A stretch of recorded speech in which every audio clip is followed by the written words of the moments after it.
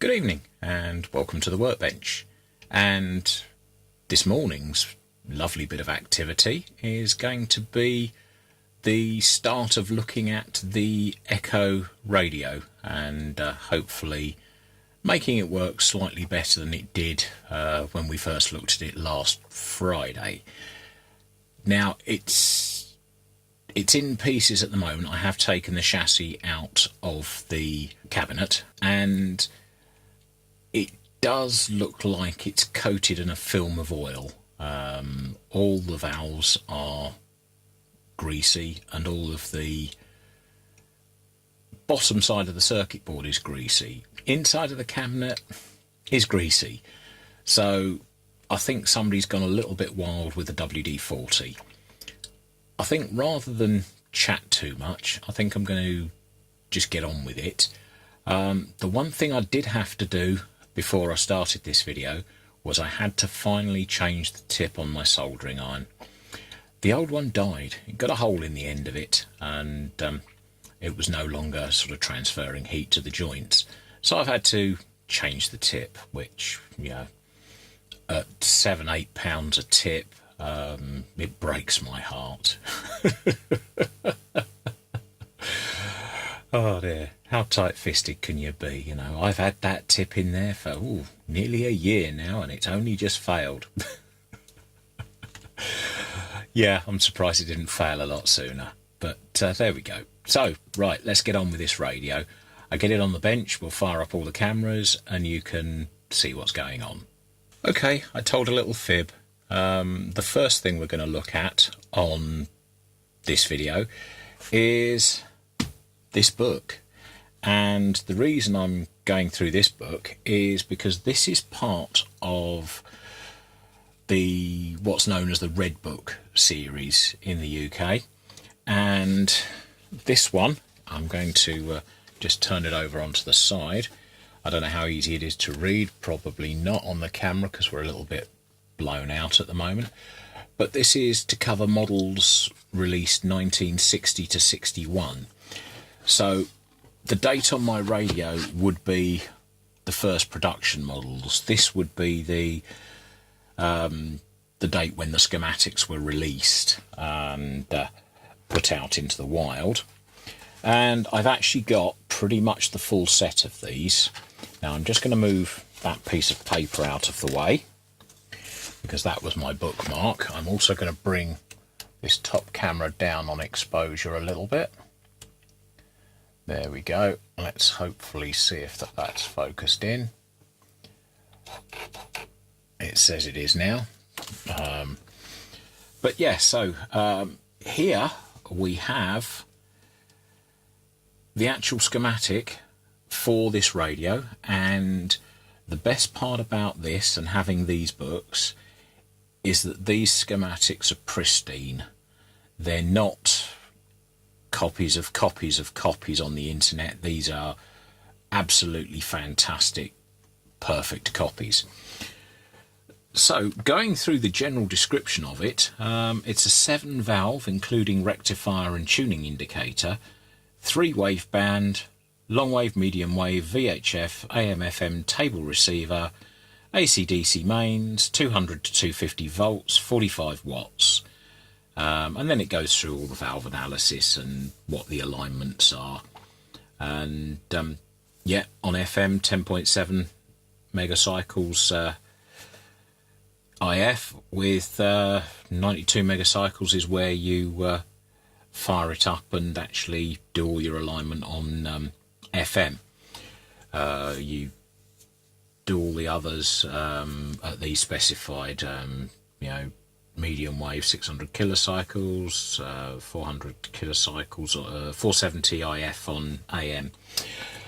What I'm not going to do is I'm not going to align this radio because I don't actually think it's going to need it. It's working pretty well as it was. When I did take the case apart, I found that the wire antenna on the inside of the case, the plug was wedged between the coil on the FM unit. Now, that's not strictly the right place to go, so I am going to put that in properly when we put it back together. But yeah, so I've got a good schematic to work from if I need to look anything up and change anything. So I think really let's put the radio on the bench and we can go from there.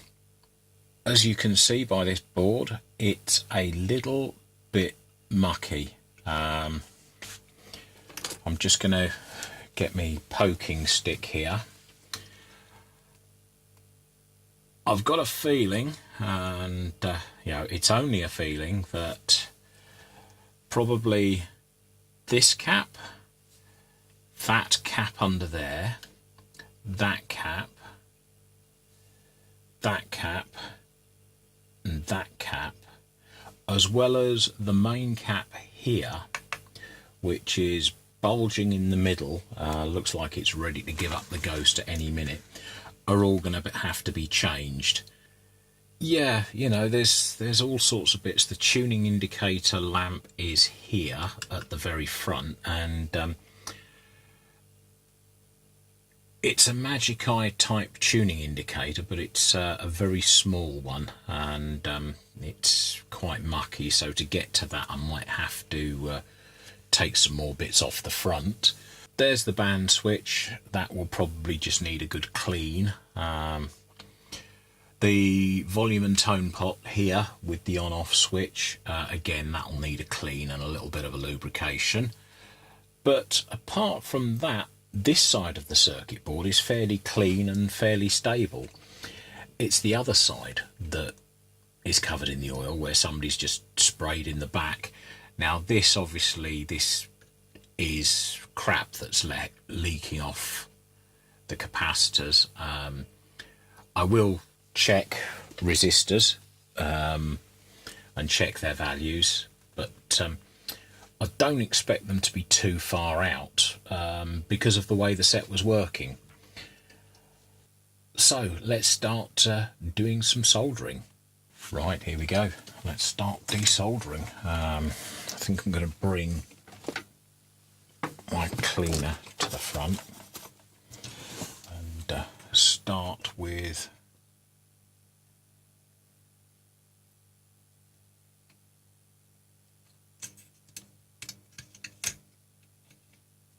I'm going to chop that out as well, trying not to chop anything else.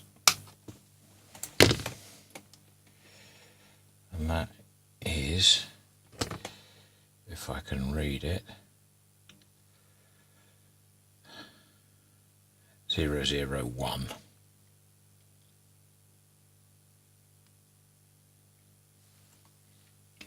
And it's disgusting.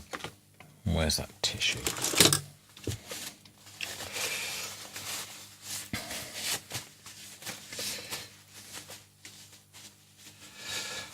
.01.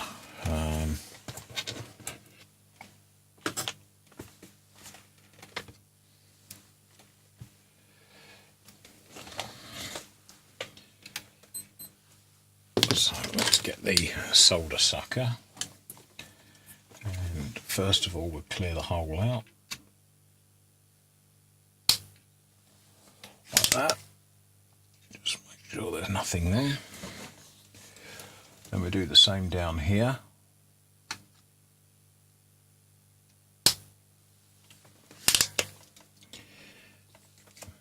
Clean the end out. Right.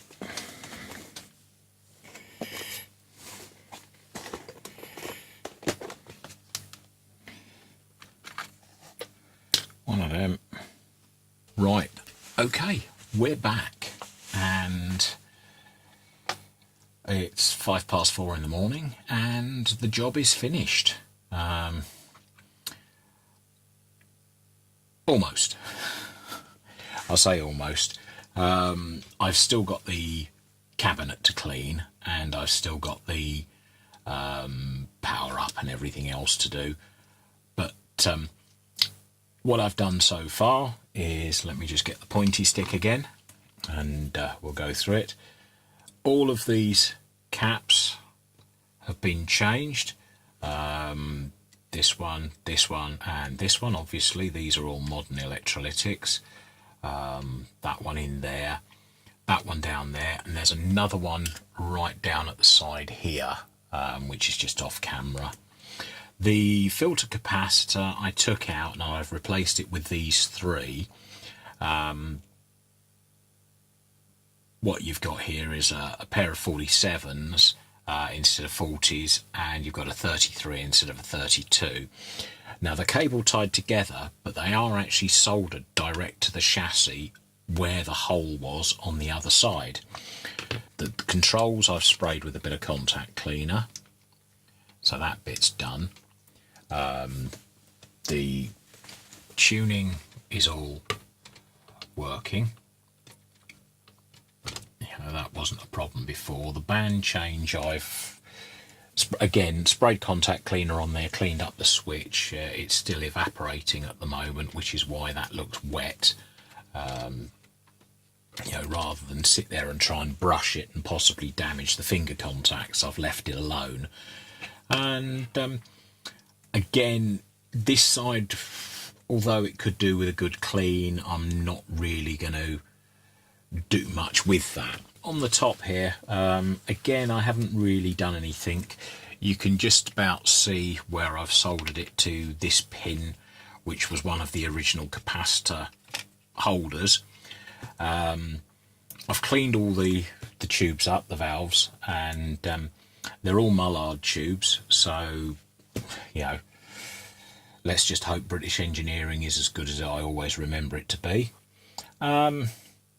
But apart from that, yeah, everything else is just as it was. I've tried to brush this, but without covering it in solvent, I'm likely to just leave it. It's not going to rust. It's an aluminium chassis. The tuning indicator, I'm not so sure about. Again, I didn't see it working before, but I don't know whether it'll work afterwards. Now, it's one that I haven't got in stock. It's a VM80. There's the original electrolytic with its bulge on the top. And as you see, I've just sheared the pins straight off so that I could keep all the wiring that was together in one place, and it makes it easier to just replace it. Now, unfortunately, this one doesn't have a date code on it, so I can't even tell you what year this capacitor is. So that's what we've done tonight. As I say, it is 4 o'clock in the morning, so I think I'm going to call it quits at this point. Once the cabinet's washed and cleaned up, what I'll do is I'll resolder the speaker onto this, and then we can fire it up, test it out, and see what happens. Hopefully I've done my job right and it's not going to go up in flames and I'm not going to electrocute myself. Thanks very much for watching, and hopefully if you like what I've done, click like, click subscribe, hit the bell icon, do all the usual things. Just comment if you think I'm doing things wrong. Let me know if you think I can improve the videos. Yeah, sure thing, let me know. Comments below, always welcome, and I do try and answer all of them. It's just common politeness, I think, and hopefully we'll see you again soon. Thanks very much. Bye for now.